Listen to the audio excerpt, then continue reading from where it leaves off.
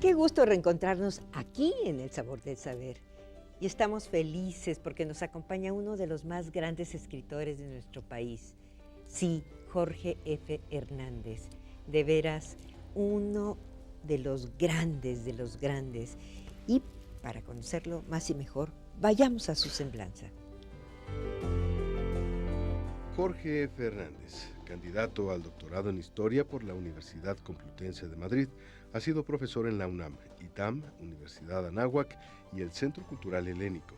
Ha publicado diversos ensayos y artículos sobre historia de México y el libro La soledad del silencio, microhistoria del santuario de Atotonilco, por el que obtuvo en 1987 el Premio Nacional Atanasio G. Saravia de Historia Regional Banamex con mención honorífica. En 2000 obtiene el Premio Nacional de Cuento Efrén Hernández con el relato Noche de Ronda, incluido en su segundo libro de cuentos Escenarios del Sueño, también ya en formato electrónico. La Secretaría de Cultura del Estado de Colima publicó una edición novenal de Un montón de piedras, su primera antología de cuentos, ahora en edición de Alfaguara.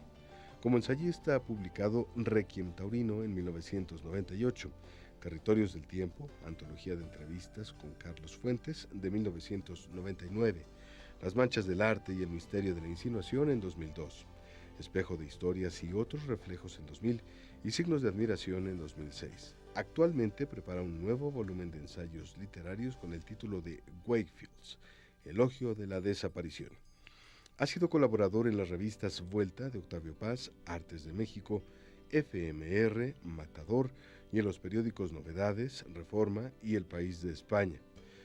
Su novela La emperatriz de Lavapiés de 1999 quedó finalista en el primer Premio Internacional de Novela Alfaguara 1997 y también en nuestros días conduce Café de Nadie en TV UNAM con Hernán Bravo Varela.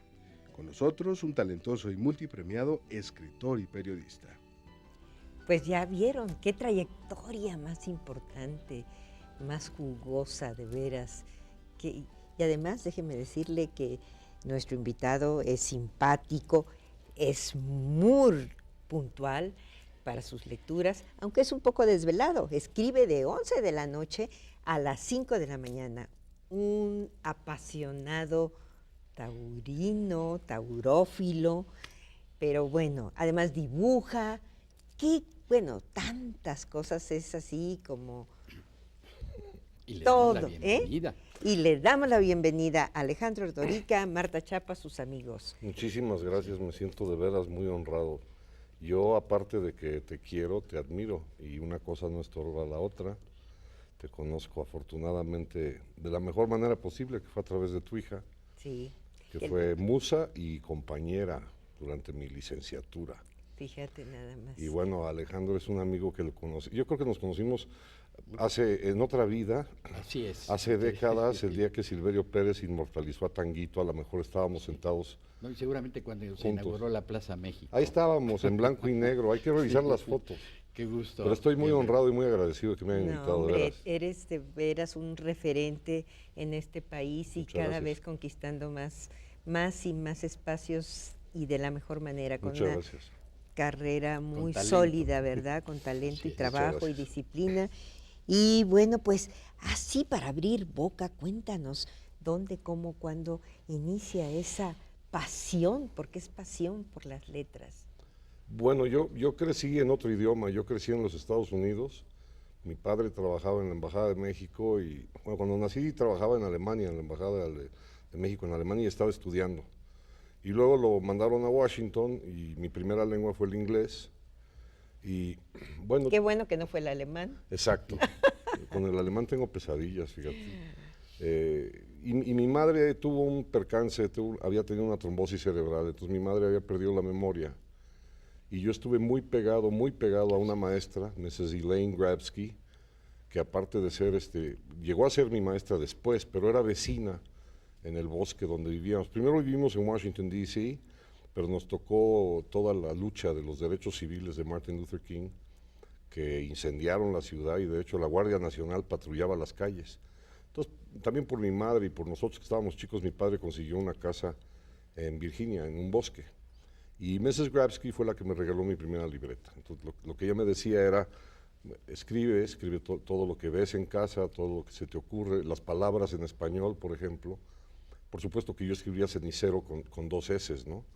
No sabía yo cómo se escribía, pero lo que hacíamos mi hermana y yo era tratar de traducir al español lo que mi madre preguntaba cómo se llamaba. E incluso, Jorge, lo sabemos, le ponen a tu señora madre una serie de Sí, letreros en los objetos que te hicieron pensar en una demanda a Gabriel García Márquez. de Macondo. Sí, años después, cuando ya me hice amigo del Gabo, le dije, oye, tú plagiaste parte de mi vida. Dijo, ¿cómo va a ser posible que haya yo plagiado algo de tu vida si ni te conocía? Sí.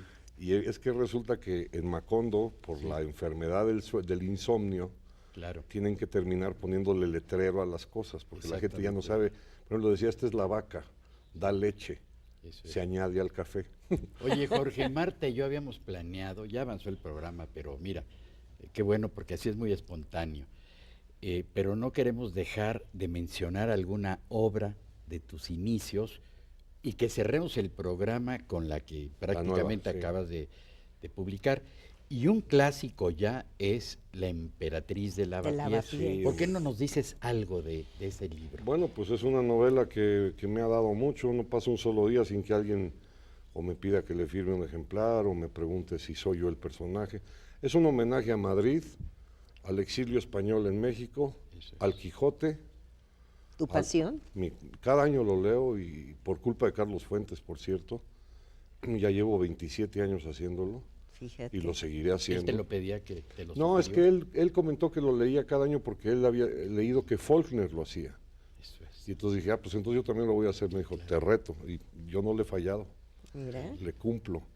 Y esa novela quedó finalista del Premio Alfaguara. Sí, claro. Y bueno, en el momento en que me enteré que no gané, estaba yo muy molesto, pero a las 24 horas me informaron de que me iban a publicar. Claro.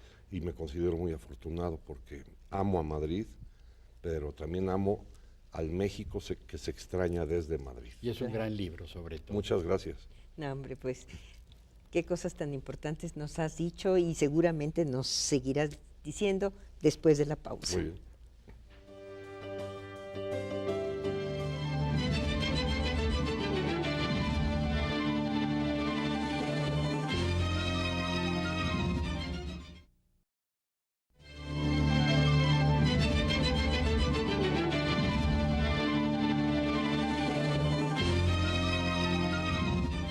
Tenemos un personaje de excepción, Jorge E. Fernández, gran escritor mexicano, entre otras, porque también podría incluirse que es un muy buen aficionado a los toros como yo, o como yo me considero, y además tiene un libro que es Requiem Taurino, que le vamos a pedir que de pasadita nos diga por qué lo escribe y qué quiere reflejar ahí, pero también de tus cuentos, Jorge, Sí. y del periodismo cultural, donde has hecho tú también una obra muy, muy destacada. Bueno, pues son 3 en una. Sí, 3 en una, para Sí, aprovecharte. un tercio de quites. Requiem Taurino fue porque hace más o menos como 20 años yo veía que había una podredumbre en lo que era la afición, la que nos tocó vivir, los claro. que ya tenemos algunas canas, y que muchos aficionados no sabían ni los nombres de los lances, o no se saben las pintas de los animales. Y toda la jerigonza taurina es un vocabulario Los colores de los interesantísimo, ternos, es parte de nuestra cultura además. Sí. Entonces yo lo que quería era lamentar, digamos, la posible muerte del toreo. Afortunadamente ha resucitado en las figuras jóvenes que a mí me dan mucha esperanza, Sí. ahora, Sí. y entonces a lo mejor tendría que escribir una especie de resurrección taurina, pero ese es el Requiem Taurino, es eso. Eso es que bueno. En segundo lugar, lo de mis cuentos es que... Noche de Ronda, por ejemplo. Noche de Ronda ganó el Premio Nacional de Cuento y me siento muy honrado, aunque yo lo gané cuando el premio era un monto muy humilde y parco, y ahora creo que son 150,000 pesos, pero ya no puedes participar una vez que ya ganaste. Sí, ya no se vale. Entonces, pues ya que lo gané, No hay lo gané cuando era reelección. barato. Pero me siento muy honrado porque ese cuento ya lo hicieron radionovela. Hay el proyecto de hacerlo cortometraje, ya vi el guión y está muy padre el guión. Y es una de mis obsesiones, que es poder viajar en el tiempo. Eso es. Es tan obsesión mía que yo he publicado cuentos de taxis que viajan al pretérito mucho antes de que se le ocurriera a Woody Allen, por ejemplo. Eso es. Y afortunadamente sí creo que es el toro más difícil de lidiar, el cuento. ¿verdad? Creo que es más difícil que la novela, porque con el cuento tienes que desescribir mucho y quitarle todo lo que sobre y que quepa en una sobremesa. Como Claro. decía Pero Alfonso tú también Reyes. decías Sí. que tenía algunas otras ventajas, que se podía leer en el transcurso de un taxi, en el Exacto. consultorio de un Sí, sí he médico, dicho eso. en las esperas, y que Mientras- eso le mientras ves ella tú, se arregla. mientras ella se arregla, para que veas que te hemos leído y Ay, con pues mucha muchas pasión y con, muchísimas gracias. de veras, con admiración, ¿eh? Me encanta cómo escribes, te das. Yo cada vez que te leo digo, qué manera.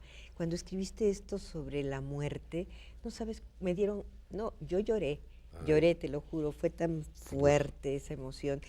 Y bueno, pues sí, decías todo esto sobre el cuento que tú realmente le apostabas al cuento, porque Muchísimo. en México todavía la novela es más difícil de permear, ¿no? Se necesita un lector todavía más... Sin como embargo, las editoriales parece que en estos tiempos están prefiriendo la narrativa en extenso, quiero decir, la novela Sí, más, novelones de 800 páginas. más que cuentos y ya no digamos ¿Y eso poesía. por qué? Pues no lo sé, porque por otro lado los jóvenes lo que yo veo es que están acostumbrados más, no a los 140 caracteres, pero un poquito más. Es decir, lo que quieren es información rápida, precisamente en lo que dura un trayecto de metro o en lo que estás esperando al dentista, que te puedas enterar de una historia como te enteras en un video de YouTube. Es decir, son muy pocos minutos. Todo corre con mucha prisa, lo cual pone mucho más difícil armar una historia que tenga planteamiento, trama, nudo y Final. desenlace. Claro. Eso es. Y eso lo tienes que hacer con brevedad y sin extenderte. ¿Y a dónde nos va a llevar toda esta prisa, Jorge? No lo sé muy bien, porque por un lado yo pensaba que los jóvenes en realidad ya no leían y ya no escribían, pero ahora dudo de eso. Creo que a lo mejor escriben más que nosotros porque están constantemente Claro. escribiendo, aunque con muchas faltas de ortografía, Terrible. con un idioma nuevo que yo no conozco, que es eso de poner KE para decir qué, Sí. es horrible. Quedas muy mal con una O- chava si pones eso. O NTP, que hay que saber que es no te preocupes. Imagínate tú, ya me preocupa no saber qué significa. ¿Qué significa? Ahora, Sí. ¿a dónde nos va a llevar? Es que posiblemente sí siga siendo muy tentador, como una manzana, la posibilidad de aprender de lejos o de vista, o de saliva, o de antojo, que hay cosas que se leen que causan placer. En el momento en que eso se transmite, uno se vuelve lector. Claro. El error ha sido obligarnos a leer. Si a ti te obligan a leer el Quijote, no lo lees. No. ¿No? Yo cuando me lo dijeron en la escuela, yo no lo leí, ¿eh? Leí un resumen y el prologuito de Porrúa, creo. Y le pregunté al lado, le dije, oye, ¿de qué va esto? ¿No? Y luego vi la película de Cantinflas y pensé que ya lo había leído. Pero cuando lo leí en España, en Madrid, por Sí. gusto Sí, propio, es otra dimensión. lo devoré Sí. en menos de un mes. Claro. Y eso lo hago todos los abriles. Esa es una fórmula. ¿Cuánto te lleva a leer? Más o menos 23 días. Le dedico el día completo o El las día madrugadas Pues completas. es una muy buena fórmula para todos los jóvenes que Sí. nos ven, ¿eh? Y la fórmula está de dos maneras. Los que realmente crean que no pueden con la lectura, entonces yo se los prohíbo. No lean, ni se atrevan a leer. Porque hay mucha gente que Si habla se los prohíbes, Claro. van a leer. Claro. Si les dices, ni se te ocurra leer la página Eso es. 47 de Madame Bovary, Sí. porque ahí pasa algo Sí, sí. muy candente. Esa misma noche están leyendo la página 47. Pues Jorge. hay que dejarles más páginas. Exacto, hay otros párrafos prohibidos. Jorge, ¿tienes libros ya en este nuevo sistema virtual que le Electrónico. llamamos? Y bueno, ¿tú cómo ves esta dualidad de libro escrito con este libro que ya puedes ver en tablet? Bueno, yo al computadora? principio estaba muy rejego y renegaba de la ¿Cómo no? tableta y de la pantalla. Sí, todo Pero, cambia, implica. como yo estudié historia y entonces como historiador, la computadora lo que te permite es cargar una biblioteca que antiguamente yo cargaba maleta. Llegué a cargar incluso 30 libros conmigo, de aquí para allá, cuando andaba yo escribiendo investigaciones. Yo creo que es una gran ventaja porque te ahorra espacio, peso y tamaño. Eso también ayuda a los autores que vamos a ganar un poquito más de dinero, porque las editoriales se ahorran papel, tinta, diseño, almacén y distribución. Y transporte, gasolina. Transporte y todo. Bueno, vale. Yo no tengo problema con el medio. Lo que sí quiero es que se siga privilegiando el contenido. Lo que se publica muchísimo es libros de autoayuda, Qué horror. dietas. A mí ya no me pongan a dieta. Sí, no. Yo ya estoy para que me lidien el domingo en la México. Pero la gran literatura, mientras sea accesible, que me parece que sí es gratuita en el ciberespacio, no me importa que el joven lo esté leyendo en un telefonito. Claro, o que lean. Que lo lea. Eso es. Y yo creo que a nosotros nos toca convivir todavía, por lo menos otras 2 generaciones, con la convivencia de papel y pantalla. Pantalla. Sí creo que dentro de 100 años, muy probablemente ya lo más va a ser pantalla. Muy probablemente ya, Aunque luego y regresan estas modas que les llaman retro y, sí, ¿verdad? por el Toman vinil, su- que ya volvieron los discos LPs, pero en este caso son los conservacionistas de los bosques, es decir, el Eso, papel. Sí, una línea ecológica. Si seguimos cuidando el papel y no queremos, digamos, reciclarlo, bueno, pues entonces Muy que bien. sea electrónico, pero que se lea, eso sí. Eso es. Que se lea, que se lea. Sí. Ya oyeron, amigas, amigos, eso es lo importante, leer, leer. Esa es la recomendación de nuestro invitado y ojalá le escuchen. Vamos a la pausa y seguimos platicando con Jorge F. Hernández.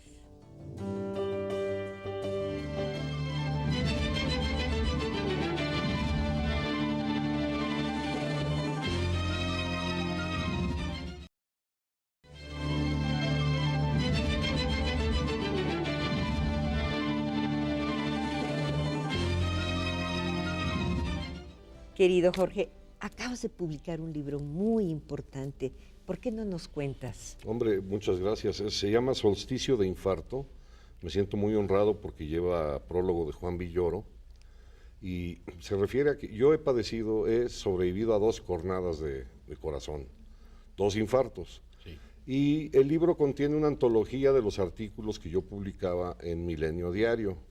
Ya no tengo la columna en Milenio, ahora ya tengo solamente una columna en el periódico El País de España, pero se puede leer en pantalla en elpaís.com. Tiene que ver con la pregunta anterior que no contesté, pero no por miedo. Lo que pasa es que en estricto sentido yo no soy periodista. Yo soy un afortunado que ya van varios periódicos que me permiten publicar en sus páginas lo que se me pegue la gana. Entonces puedo escribir Ha de ser por algo. sobre pintura, sobre cine, sobre fútbol, sobre el origen de una palabra, sobre una experiencia personal que puede ser como un infarto. Entonces la editorial Almadía me propuso hacer esta antología, me siento muy orgulloso, porque el prólogo de Villoro es un obituario sin fecha de defunción. Es decir, ¿qué diría Juan si yo me fuera, si yo no estuviera? Y me siento muy honrado porque es un prólogo muy hermoso y me permite seguir con vida. Muy fuerte, ¿no? Sí, es fuertísimo, pero tienes que estar... ¿Cómo no? Yo lo que trato es de estar a la altura del afecto de ustedes y de las personas que yo sé que me quieren. Entonces, Tenemos fe en ti, tenemos Oye, toda la y fe. por ahí pasan escritores que te hayan influido Sí, en mucho. esta presencia de la muerte. Por muchísimos, Stefan Zweig, claro. bueno, y maestros contemporáneos. Yo fui bendecido con ser amigo de Carlos Fuentes, de Gabriel García Márquez. ¿Cómo no? Me tocó conocer a Rulfo. Conviví muchísimo con Octavio Paz, me dio oportunidad de debutar en Vuelta y di varias vueltas. Eso es. Nunca corté oreja, pero di varias vueltas.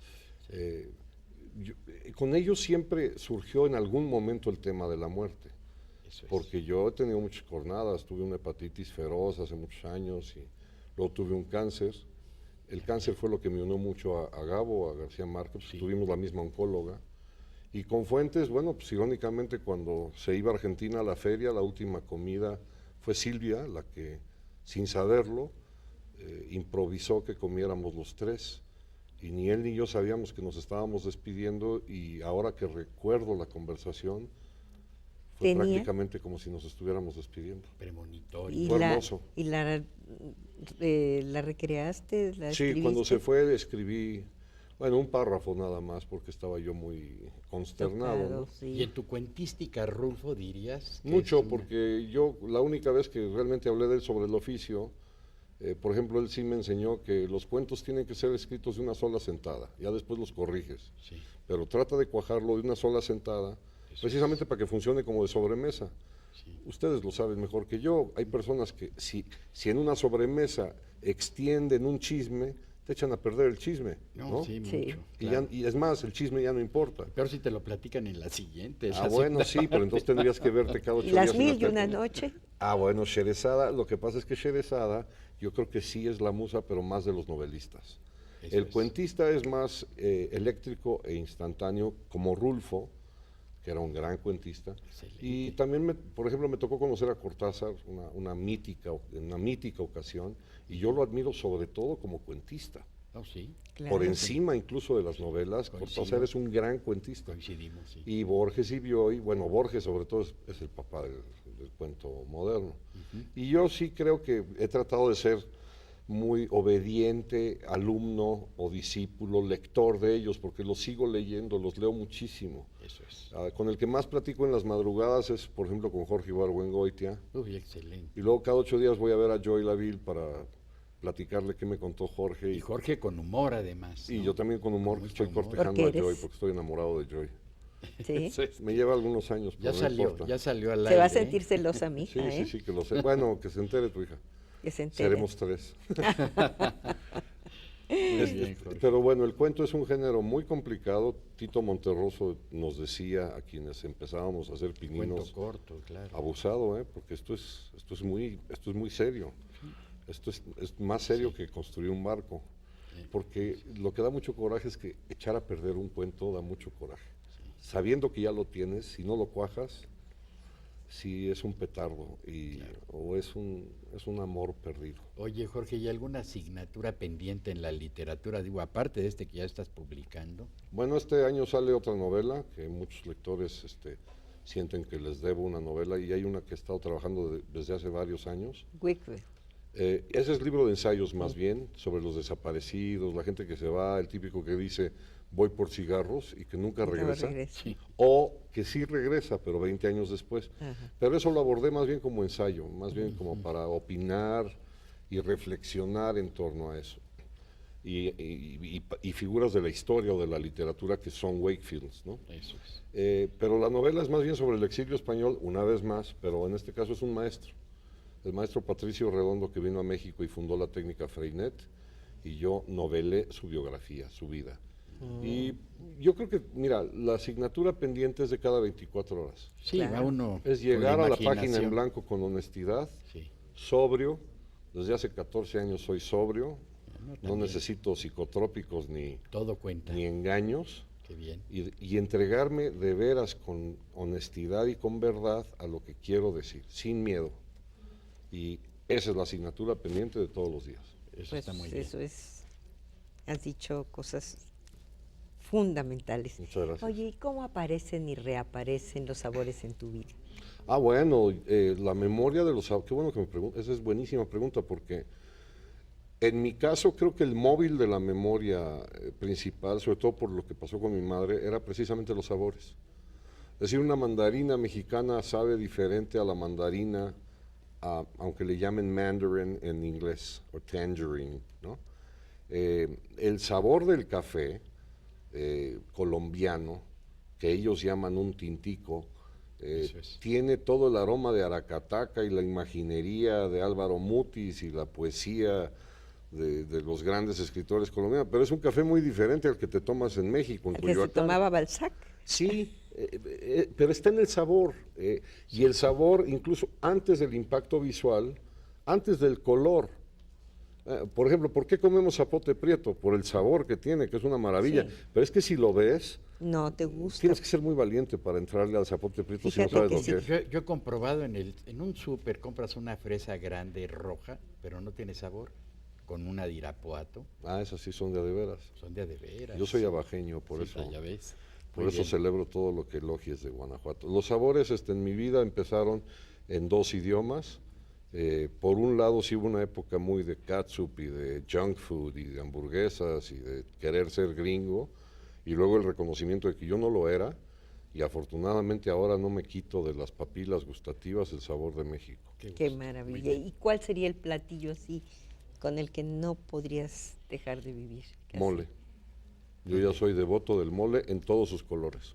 Ah, qué bueno. Lo Y celebro. soy ajonjolí de Y todos los coincido, moles. y coincido, y qué bueno. Y hemos estado felices, pero Alejandro, antes de despedirnos, ¿alguna reflexión? Bueno, se mencionó a Woody Allen y ya tengo muchas señas aquí de que se terminó el programa. Y entonces, como él bien decía, en el avión, y yo le agregaría en la televisión también, el tiempo pasa volando. Ah, qué bonito. Muchas gracias. Muy honrado y muy agradecido. Estamos A ti, felices, agradecidísimos. Y vendrás Enhorabuena. pronto. Sí, cuando Vas quieran. a venir muy pronto y gracias a ustedes que nos acompañaron. Y ya saben que aquí nos esperan más sabores y más saberes. Así es que hasta entonces, que tenemos una cita muy importante.